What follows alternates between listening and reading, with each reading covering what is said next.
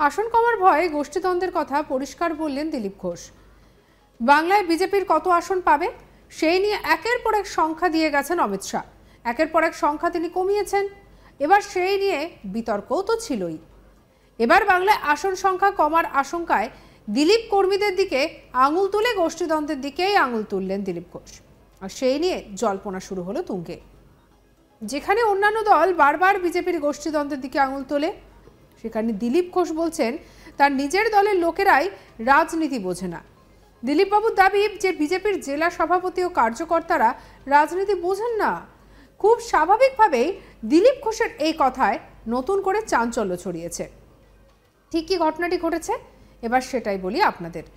দিলীপ ঘোষ বললেন যে ভোটের দিন শেষে যে বুথে ঝামেলা হলো সেখানে না গেলেই ভালো হতো, কারণ তিনি বিভ্রান্ত হয়েছেন।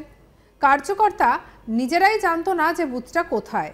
শুধু সভাপতি নয়, বর্ধমান শহরের সব কার্যকর্তা ভোটের দিন ঘরে বসে ফোন করছে, এই হয়েছে তাই হয়েছে।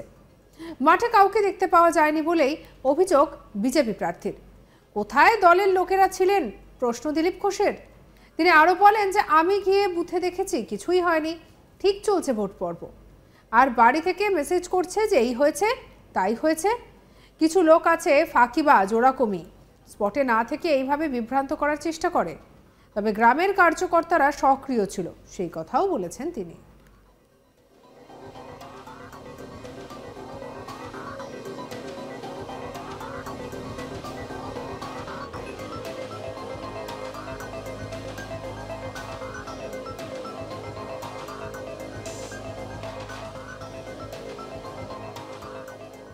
দলের জেলা নেতৃত্ব ও কার্যকর্তাদের ওপর চরম বিরক্ত দিলীপ ঘোষ। দিলীপবাবু বলেন দলীয় কার্যকর্তারা কিছুই জানে না, তারা নিয়ে যায় দিলীপ ঘোষকে।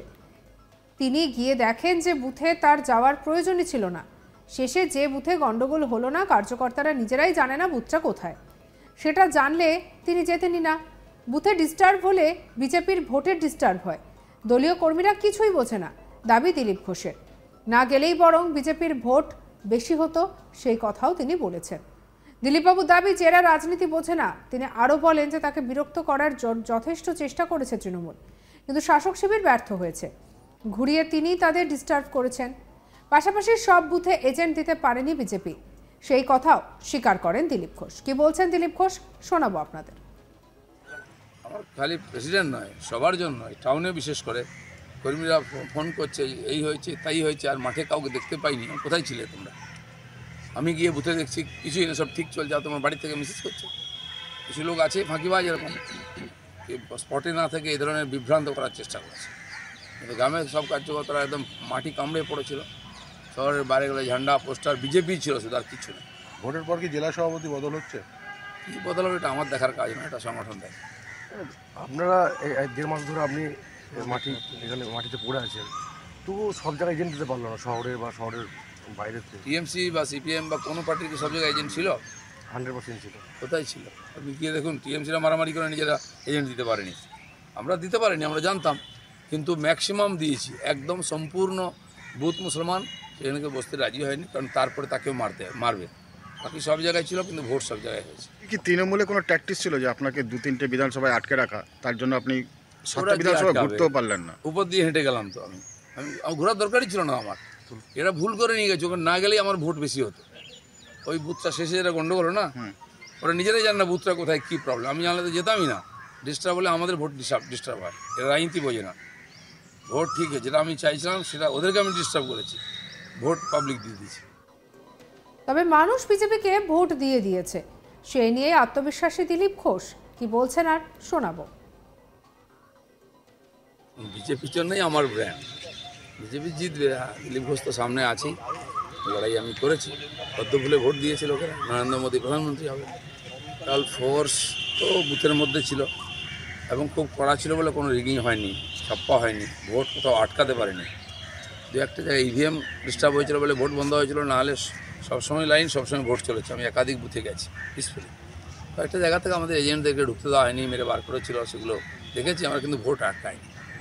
পুলিশের যা ভূমিকা থাকে পশ্চিমবাংলায়, তারপরে আজকে পোস্টিং দিয়েছে এখানে, আমার বাড়ির সামনে দিয়েছে। কিন্তু যেখানে যাচ্ছিলাম গণ্ডগোল হচ্ছিল, পুলিশ দাঁড়িয়ে দেখছিল, তাদের চমকাবার পরে তারা এসছে, কোনো রোল ছিল না। তাহলে এইসব গণ্ডগোলগুলো হয় না। আর নির্বাচন কমিশন আমরা রিপোর্ট করে গেছি, এরা বাইরে থেকে এসেছিলাম অবজারভার, তাদেরকে বলেছি।